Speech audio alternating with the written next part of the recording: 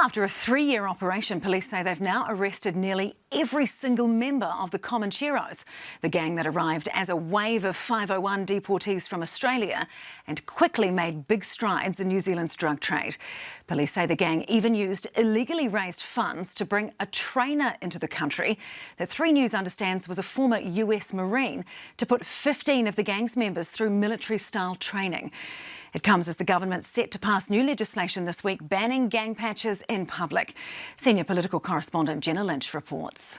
Patches, guns, bulletproof vests, cold, hard cash. The latest police haul from their 3-year investigation into the Comancheros bikie gang. Police has dealt a considerable blow to the Comanchero motorcycle gang for their illegal operations. The Comancheros are as bad as it gets. They are seen across Australasia as the most dangerous gang because of the transnational links they have and the propensity for violence. The gang originated in Australia. A chapter grew here when patched members were deported under the 501 legislation.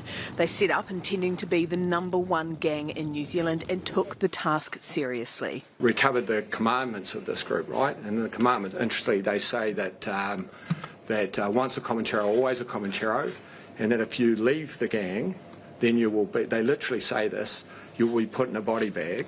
But now police say all bar 11 of the suspected 92 Comanchero members and its associates are facing charges. Just about the whole Comanchero gang sort of taken down in one shape, form or the other. The Comancheros are a very persistent group, not just in New Zealand but internationally.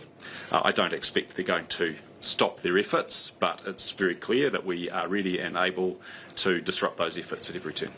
The police minister more gung-ho on that, counting prison time even before conviction. They've arrested just about every member of the gang. When they're in jail, it's pretty hard, though they try to continue to operate. Though the Comancheros did manage to smuggle camera equipment in to broadcast this haka. Police allege the gang was running a complex money laundering operation, drug importation and distribution ring, and a commission scheme to fund, amongst other things, military-style training for some of its members, even flying someone out to New Zealand to train them. The Comancheros are a sophisticated crime group who go to great lengths to obscure their offending and to avoid detection. So the fact that we've been able to bring these prosecutions shows the quality of the police work that's being done.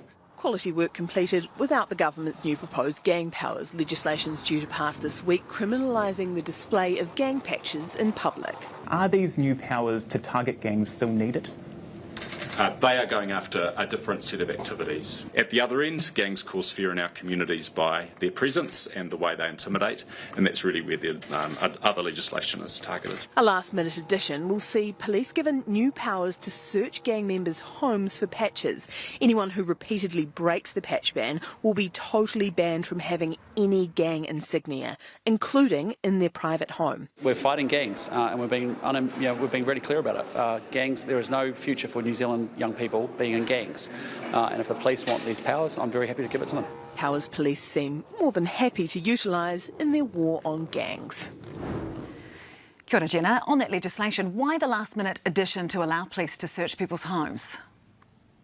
Well, the government's saying it's because police asked for it. They are giving police what they want. They are backing police. But that doesn't explain the last-minute nature of it. It doesn't explain the Justice Minister's flip-flop on this, because police actually requested this way back in March, whereas this has only been introduced into the legislation recently after it was initially backed away from Paul Goldsmith.